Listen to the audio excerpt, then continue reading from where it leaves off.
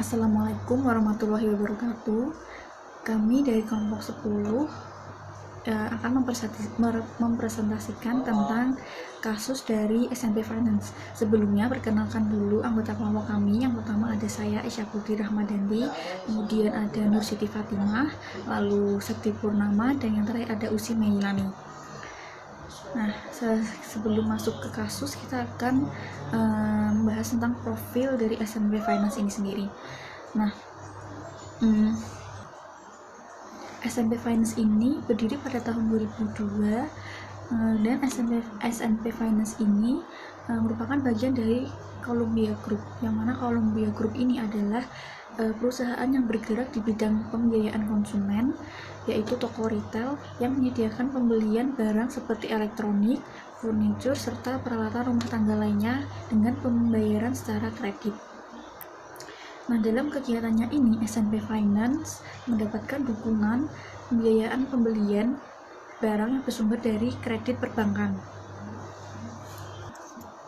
Nah, salah satu bank yang menjadi sumber kredit dari SMP Finance ini adalah Bank Mandiri, yang mana SMP Finance ini telah menjadi debitur dari Bank Mandiri sejak tahun 2004, dan selama belasan tahun menjadi debitur dari Bank Mandiri ini, SMP itu memiliki catatan yang baik dengan kualitas kredit yang lancar. Nah, SMP Finance ini dimiliki langsung oleh Leo Chandra sebesar 0,002% dan sisanya sebesar 99,98% dimiliki oleh Leo Chandra dan keluarga melalui PT Citra Pratama Mandiri. Jadi SMP Finance ini merupakan perusahaan milik pribadi. Kemudian kita masuk ke kronologi kasusnya. Nah, kasusnya ini sendiri terjadi pada tahun 2017, tepatnya pada bulan Juli, yang dimana terdapat perbedaan angka akuntansi antara SNP dengan krediturnya, yaitu Bank Mandiri salah satunya. Nah, kemudian dari pihak OJK meminta adanya dilakukan pemeriksaan secara internal kepada pihak bank, dan ternyata ditemukan bahwa tidak pernah dilakukan rekonsiliasi antara banking yang disebabkan adanya kesalahan sistem yang tidak sempurna. Lalu seiring dengan berjalannya waktu, Columbia Group ini mengalami penurunan dalam bisnisnya. Kredit perbankan tersebut mengalami permasalahan dan menjadi kredit bermasalah. Nah, bagaimana tindakan SMP Finance untuk menutupi semua hutangnya kepada bank? Nah, SMP Finance ini mengatasi masalahnya dengan menerbitkan MTN atau Medium Term Notes, yang mana MTN ini hampir mirip dengan obligasi, tetapi MTN ini jangka waktunya menengah. Nah, hingga pada akhirnya SMP Finance ini terbukti melakukan manipulasi daftar kreditur kepada bank. Hal ini kita diketahui karena salah satu dari 14 bank ini melaporkan mengalami kerugian. Nah, salah satu bank yang ditipu ini melaporkan kerugian yang dialami yaitu sebesar 450 miliar. Adapun dari bank-bank yang menjadi kreditur dari SMP Finance ini adalah Bank Mandiri, yang tercatat telah mengucurkan dana kredit terbesar yaitu sebanyak 1,4 triliun. Nah, dengan adanya kasus ini, maka langkah yang diambil oleh pihak bank adalah untuk mengubah sistem bank menjadi lebih konservatif dan selektif dalam memberikan akses kredit kepada perusahaan pembiayaan atau multi finance. Nah, sekian profil dan kronologi yang dapat saya sampaikan, kemudian akan dilanjutkan oleh teman saya. Saya Nur Siti Fatimah dari kelompok 10 NIM 7211417062 akan menjelaskan pihak-pihak yang terkait dalam kasus SNP Finance, juga teori yang berkaitan dengan kasus SNP Finance tersebut. Nah, pihak-pihak yang terkait itu ada dua pihak. Yang pertama pihak internal dan yang kedua pihak eksternal. Pihak internal sendiri terdiri dari pendiri grup Columbia, direktur utama, direktur keuangan, direktur operasional, manajer akuntansi, asisten manajer keuangan. Lalu yang pihak eksternal yang terkait dengan kasus SNP Finance ini adalah OJK atau Otoritas Jasa Keuangan, P2PK atau Pusat Pembinaan Profesi Keuangan, lalu Menteri Keuangan, Akuntan Publik Marlina dan Akuntan Publik Merliana Syamsul, lalu ada KAP Satrio, Bing, Eni, dan rekan. Teori yang berkaitan dengan kasus SNP Finance ini yang pertama yaitu teori utilitarianisme. Teori ini merupakan teori etis yang menilai suatu tindakan etis jika bermanfaat bagi banyak orang, namun mengabaikan motivasi dan integritas semua pemangku kepentingan pada saat pengambilan keputusan. Nah, prinsip ini itu dalam pengambilan keputusannya harus mempertimbangkan kepentingan kolektif dari seluruh pihak yang ada di perusahaan, bukan kepentingan individu. Nah, pada kasus SNP Finance ini terlihat cara dari perusahaan tersebut yang digunakan oleh pihak manajemen untuk mendapatkan kucuran dana dari pihak bank dengan melakukan manipulasi data kreditur. Nah, hal ini tentu memberikan dampak negatif bagi perusahaan, dan perusahaan juga tidak mempertimbangkan dampaknya untuk membayar kewajibannya di luar batas kemampuan perusahaan itu sendiri. Lalu teori kedua yang berkaitan dengan kasus SNP Finance ini adalah teori keadilan dan kewajaran. Dalam teori ini menjelaskan bahwa posisi individu memiliki kepentingannya masing-masing dan kemandirian, dan tidak seorang pun bisa mendapatkan semua hal yang mereka inginkan, karena akan ada orang lain yang mencegah hal ini terjadi karena mereka juga mungkin menginginkan hal yang sama.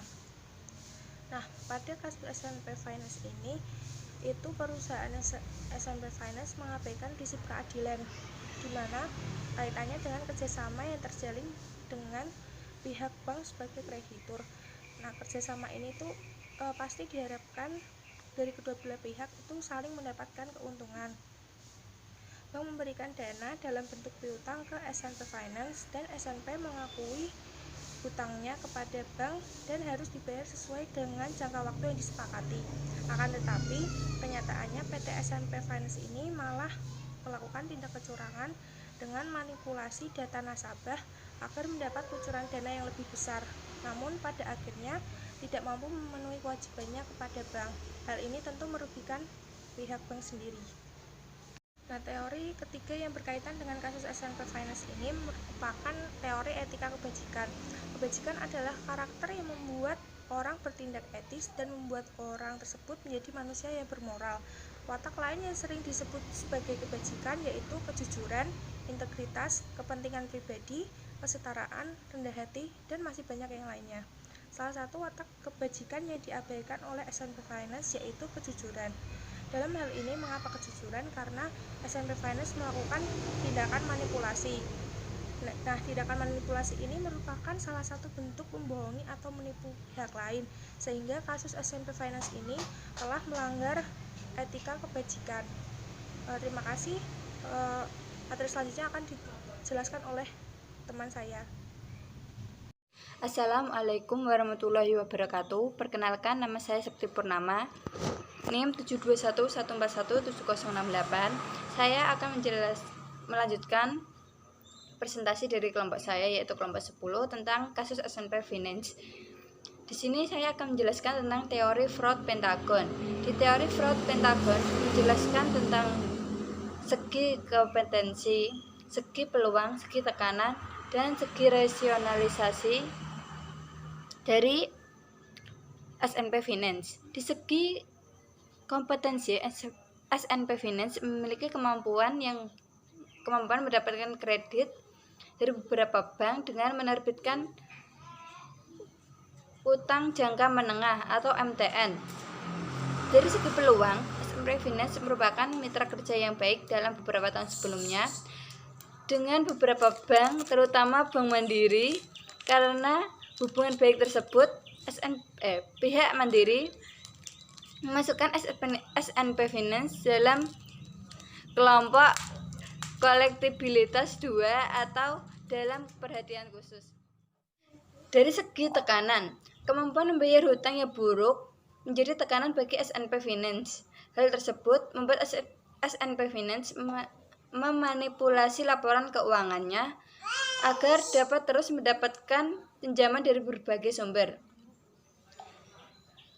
Yang keempat, ada segi rasionalisasi. Keadaan mendesak untuk menyelesaikan atau setidaknya menutupi hutangnya membuat SNP Finance membenarkan segala cara untuk tetap mendapatkan kucuran dana dari pihak bank. Yang kelima, ada arogansi. 99,98% saham SNP Finance dimiliki oleh keluarga Leo Chandra dan 0,002% dimiliki Leo Chandra pribadi. Jadi dapat disimpulkan perusahaan ini merupakan perusahaan keluarga.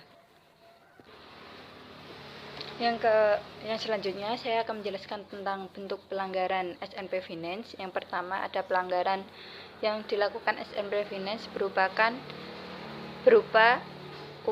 adanya laporan keuangan yang tidak disajikan secara benar dan tidak sesuai standar. Yang kedua, SNP Finance menerbitkan dan menjual surat utang tanpa persetujuan dari OJK. Yang ketiga, ada SNP Finance melakukan tindak pidana pemalsuan dokumen, penggelapan, penipuan, dan pencucian uang. Sekian dari presentasi saya ucapkan terima kasih. Assalamualaikum warahmatullahi wabarakatuh. Perkenalkan, nama saya Usi Melani, NIM 7211417138. Di sini saya akan menjelaskan mengenai keberlanjutan kasus dari SNP Finance atau Sun Prima Nusantara Pembiayaan. Akibat dari kecurangan-kecurangan yang dilakukan oleh SNP Finance, maka Otoritas Jasa Keuangan atau OJK memberlakukan pemberhentian usaha.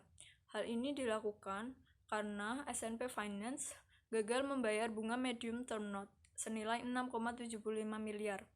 Perusahaan juga dinilai telah memberikan informasi yang tidak benar mengenai laporan keuangan, sehingga dapat merugikan kepentingan dari debitur, kreditor, dan pemangku kepentingan lainnya.